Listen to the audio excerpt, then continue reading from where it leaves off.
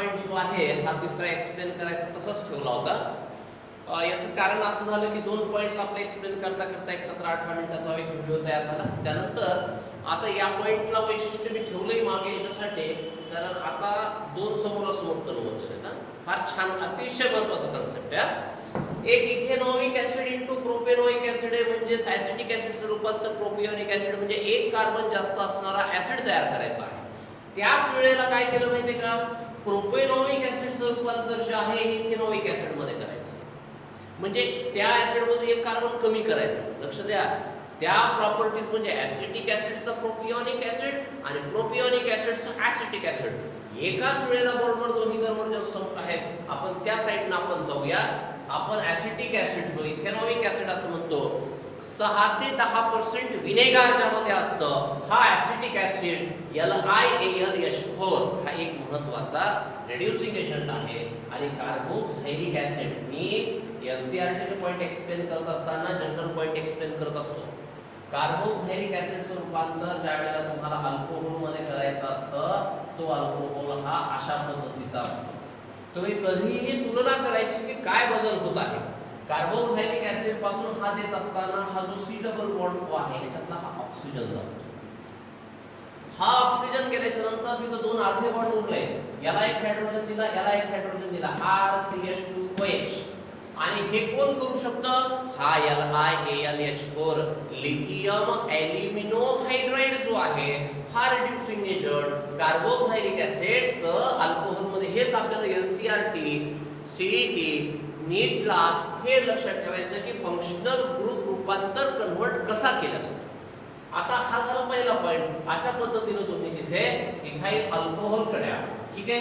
मग इथाइल अल्कोहोलकडे आल्याच्या नंतर आता काय झालं, मागच्या कन्व्हर्जनच्या एनसीईआरटीच्या लेक्चर मध्ये तुम्हाला मी जसं सांगितलं, तुम्हाला हा OH काढून Cl टाकायचा, ठीक आहे. मग OH काढून Cl टाकताना एकदा रिपीट करतो, PCl3 PCl5 SOCl2 HCl. कुठलीही रिएक्शन जी आहे, आणि हा केवळ एवढाच भाग नाही, तुम्हाला सेपरेट रिएक्शन करून बघायची. मी आता दाखवतोय परत तुम्हाला. हा झाला पहिला भाग. तुम्हाला वहीमध्ये काय करायचंय, पहिला ऍसिटिक ऍसिडचा हा झाला पहिला. दुसरा पॉइंट काय करायचा, हा इथाइल अल्कोहोल आहे, CH3 CH2OH, हा PCl3 आहे. अशी रिएक्शन कंप्लीट करायची तुम्हाला. हे कन्वर्जन सोपे आहेत. हा थ्राइस घेतला, हा थ्राइस, हा CH3, हा CH2, हा Cl प्लस हा POH टेकन थ्राइस. ऍक्च्युअली कसं आहे की अशा रिएक्शन कंप्लीट करताना बोर्ड पॅटर्नला छान अभ्यास होतो. When ethyl alcohol is heated with a PCl3, gives POH taken thrice as a byproduct and ethyl chloride as a major product. आता लक्ष द्या, POH taken thrice. Oxy acid विषयी आपल्याला परत जायचंय, पण हा POH taken thrice जो आहे हा H3PO3 असा आहे. तो आहे फॉस्फोरस ऍसिड. आणि मग फॉस्फोरस हा नॉन मेटल आहे. नॉन मेटलच्या हायड्रॉक्साईडला जसं NaOH ला आपण सोडियम हायड्रॉक्साईड म्हणतो, तसं फॉस्फरस ट्राय हायड्रॉक्साईड असं म्हणत नाही. याचं नाव आहे फॉस्फोरस ऍसिड. असं का, त्याच्याबद्दल आपण पुढच्या पॉइंट मध्ये पाहूया. पण आता सध्या आपण पॉइंट पाहूया. तो ऑक्सी ऍसिड आहे. आणि ऑक्सी ऍसिड म्हणजे काय, नॉन मेटलच्या हायड्रॉक्साईडला ऑक्सी ऍसिड्स म्हणलं जातं. म्हणून हा POH टेकन थ्राइस हा अशा पद्धतीचा आलेला हा भाग. दुसरा मुद्दा काय आहे, हा PCl3 आहे. या PCl3 बद्दल जे आहे मी सर्वात शेवटच्या सेक्शनला तुम्हाला एक्सप्लेन करतो. PCl3 बद्दल मला काही माहिती द्यायची, PCl3 PCl5 बद्दल, ठीक आहे. आता हा झाला तुमचा दुसरा पार्ट. तर तुम्ही कुठे आला, तुम्ही तिसऱ्या सेक्शन मध्ये आला. रिएक्शन अशा पूर्ण करायच्या. हा तिसरा सेक्शन कोण आहे तुमच्याकडे, हा CH3, हा CH2, हा Cl, हा KCl.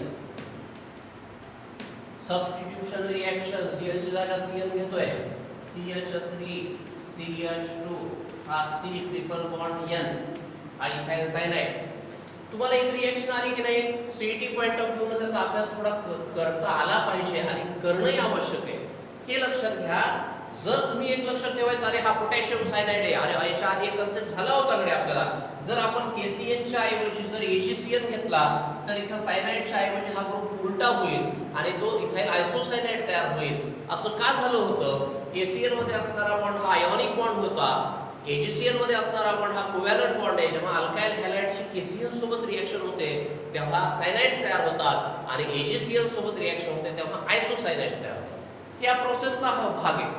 पुढं काय झालं माहिती आहे का, हा पॉईंट येत असताना Cl कोण आहे, Cl हा क्लोराईड आहे, म्हणजे कशाचं उदाहरण आहे, हॅलोजन आहे किंवा त्याला हॅलाइड असं म्हणायचं. आणि Clचं एक वैशिष्ट्य पहा, Clचं नाव पण सुडो हॅलाइड आहे. सुडो PSEUDO, सुडो म्हणजे फॉल्स. का बरं असं, तर तो हॅलोजन सारख्या रिॲक्शन देतो पण ऍक्च्युअली तो हॅलोजन आहे का नाही, म्हणून C∧N हा सायनाइड जो आहे सुडो हॅलाइड. याच्या आधी आपण सायनाइड बद्दल काय माहिती पाहिली होती, सायनाइड हा डेडली टॉक्सिक पॉइझनस आहे, अत्यंत घातक विषारी असा हा सायनाइड आहे. त्याच्यानंतर आणखी काय माहिती पाहिली आपण, सायनाइड मध्ये कार्बन आणि नायट्रोजनचं ट्रिपल बॉन्ड आहे. कार्बन कडूनही जोडता येतो, नायट्रोजन कडूनही जोडता येतो, म्हणजे सायनाइड आणि आयसोसायनाइड, आणि म्हणून त्याला आपण नाव दिलं ॲम्बिडंट न्यूक्लिओफाइल. तो कुठला पॉइंट आल्याच्या नंतर ना तुम्हाला डिटेल मध्ये प्रत्येक पार्ट तुम्हाला आठवायला पाहिजे. पुढे काय केलं आपण चौथ्या स्टेप मध्ये हा इथाइल सायनाइड जो आहे हा आता मागच्या लेक्चर मध्ये मी आपल्याला काय पाहिजे होता, 3 कार्बनचा ऍसिड पाहिजे होता. हे 1 2 3 ऍसिड पाहिजे म्हणजे C∧ रूपांतर करताना किती वॉटर मॉलिक्यूल टाकायचे, 2. हा CH3, हा CH2, हा COH. अशा पद्धतीनं प्रोपियोन, आता IUPAC मध्ये बनला तर प्रोपॅनॉइक ऍसिड, कॉमन मध्ये बनला तर प्रोपियोनिक ऍसिड, आणि हे कन्वर्जन जे आहे या पद्धतीने तुम्हाला करता येतं. या शेवटच्या रिएक्शन विषयी मी जास्त का बोलणार नाही, कारण मागच्या लेक्चर मध्ये आपण याच्यावरती हा बॉन्ड कसा तुटतो, पॅराचा मॉलिक्यूल कसा येतो, H3O+ चा अर्थ काय, या सगळ्या प्रॉपर्टीज ज्या आहेत ह्या पाहिल्या. मग काय झालं या कन्वर्जन मध्ये, 2 कार्बन असणाऱ्या ऍसिड पासून 3 कार्बन असणारा ऍसिड हा प्रामुख्याने इथे आपण तयार केला. हा या रिएक्शनचा महत्त्वाचा भाग आहे. प्रोसेस आता हा स्टॉप करून तुम्ही रिएक्शन्स लिहून घ्यायच्या, व्यवस्थित तुम्हाला लक्षात आलं पाहिजे. आता त्यानंतर पुढचं कन्वर्जन जे आहे हे तुमच्या बोर्डवर समोर आहे. पुढच्या कन्वर्जनचा भाग दाखवत असताना हा पार्ट जो आहे प्रोपेनॉइक ऍसिड इनटू इथेनॉइक ऍसिड. आता तुम्हाला आहे त्या 3 कार्बन असणाऱ्या ऍसिड पासून 2 कार्बन असणारा ऍसिड आहे, आणि मी रोड मॅप म्हणजे जशा रिएक्शनचा मॅप दाखवलाय त्यामध्ये हा प्रोपियोनिक ऍसिड आहे, त्याच्यावरती अमोनियाची रिएक्शन घेतली. आता हा पॉइंट जो आहे हा आपण पाहत असताना हा ऍसिड ज्या वेळेला अमोनिया सोबत रिएक्ट होतो त्यावेळेला तो बेस आहे आणि म्हणून सॉल्ट तयार होतो. प्रोपियोनिक ऍसिडचा ammonium salt of propionate, ammonium propionate असंही त्याला म्हणता येतं आपल्याला. आणि हा जो आहे हा तसाही अनस्टेबल असतो, त्याला जर आपण हीट्स दिली तर इथं -H2 आहे, असं मायनस म्हणजे जातो. हा हायड्रोजन हा ऑक्सिजनला घेऊन जातो, आणि तो घेऊन गेल्याच्या नंतर काय तयार झालं बघा, हा आहे अमाइड. प्रोपियोनिक ऍसिड पासून तुम्ही कधी कधी डायरेक्ट काय म्हणतो आपण, अमोनियाची रिएक्शन केली वॉटर मॉलिक्यूल गेला तसंही करतं, चालतं, काय प्रॉब्लेम नाही. आणि हा जो आला हा प्रोपियोन अमाइड हा तयार झालेला पार्ट. आता या बेसिक रिएक्शनचा वापर करत असताना काय झालं की प्रोपियोन अमाइड हा इथे तयार झाला.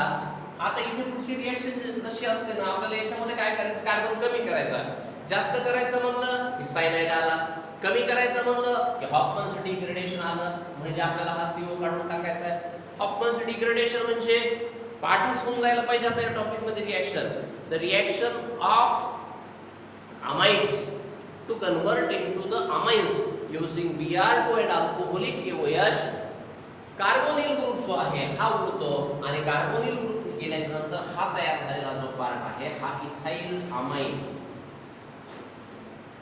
आता हे रिएक्शन्स रिपीट असल्या कारणाने मी तिकडे जसं दाखवलं तसं दाखवलं नाही. आता इथे ही रिएक्शन आपल्याला 3-4 वेळेस रिपीट झाली. इथाइल अमाइन HNO2 म्हणजे कोण, नायट्रस ऍसिड. HNO2 वरची रिएक्शन आपल्याला काय सांगून जाते, HNO2 ची रिएक्शन सांगते NaNO2 HCl in cold condition मध्ये ही रिएक्शन झाली असता प्रायमरी अमाइनचं रूपांतर अल्कोहोल आणि नायट्रोजन मध्ये होतं. त्या पद्धतीने आपण हा NH2 जो आहे याचं रूपांतर हे आपण OH मध्ये केलं.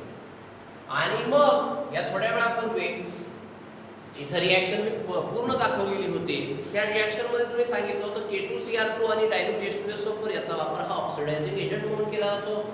प्रायमरी अल्कोहोलचं ऑक्सिडेशन केल्याच्या नंतर त्यापासून तयार होणारा पहिले अल्डिहाइड असतो, aldehyde are susceptible for the oxidation आणि म्हणून अल्डिहाइडचं ऑक्सिडेशन झाल्यावर कार्बोक्सिलिक ऍसिड तयार होतात आणि असंही तुम्ही अल्डिहाइडची व्याख्या काय करता माहिती का first oxidative product of primary alcohol are known as aldehydes व्याख्या पण तशी करतो आपण आणि अशा पद्धतीनं आता तुम्हाला बोर्डवर दोन कन्व्हर्जन्स दिसत आहेत ह्या दोन कन्व्हर्जनचा वापर हा प्रामुख्याने तुम्हाला इथे पाहायला मिळतो ठीक आहे आता व्यवस्थित पाहून घ्यायचं आता मला काय पॉइंट दुसरा एक छोटासा पॉइंट शिकवायचा यामध्ये आणि त्यासाठी हा कन्व्हर्जनचा भाग जो आहे मी हा काढतो आता पॉइंट काय सांगितलं होतं मी शिकवता आलेले पॉइंट्स आपल्याला पूर्ण कंप्लीट स्टडी झाला पाहिजे त्याचा आणि त्यासाठी PCl3 ला मी थोडं थांबलो आणि मी म्हणलं आपण शेवटी एक्सप्लेन करूया पीओएच डेकल्ट्राइज झाला होता आता PCl3 आता PCl3 जो आहे हा PCl3 तसाच हा PCl5 आहे आता एक लक्षात घ्या PCl3 आणि PCl5 चं हे स्ट्रक्चर तुम्हाला हे एक्सप्लेन केलं जातं हा 15 नंबरचा फॉस्फरस जो आहे तर आपण याला निऑन टाकून देऊया इलेक्ट्रॉनिक कॉन्फिगरेशन नुसार हा 3s2 हा 3px हा 3py हा 3pz 1 1 1 लक्ष द्या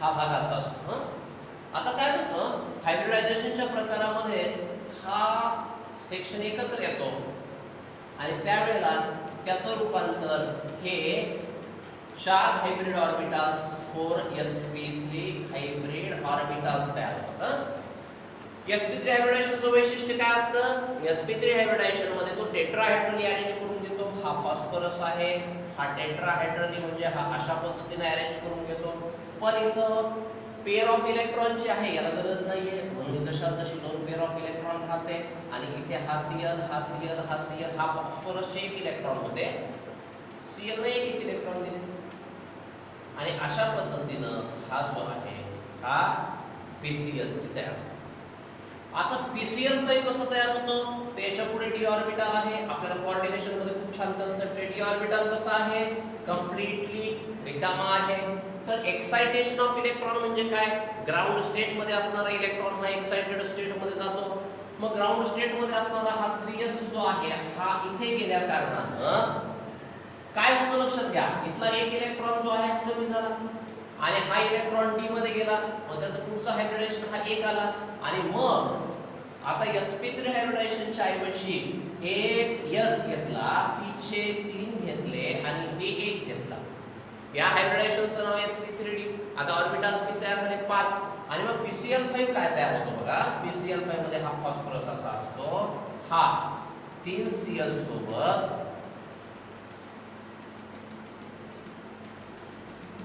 असा अरेंज होतो आणि 2Cl सोबत असा आहे आणि या पद्धतीचं स्ट्रक्चर आहे तर ह्या पद्धतीनं 5 बॉन्ड्स जे आहेत हे PCl5 चे या प्रकारे स्ट्रक्चर पाहायला मिळतं तर NCERT एक्सरसाइज मधले एक महत्त्वाचे आपण काही क्वेश्चन्स जे आहेत या माध्यमातून सॉल्व्ह केले आता आपण इथे ज्या प्रकारचा भाग पाहिला अशा प्रकारचा उरलेला जो सेक्शन असेल आपण हा पुढच्या सेक्शन मध्ये कंटिन्यू करू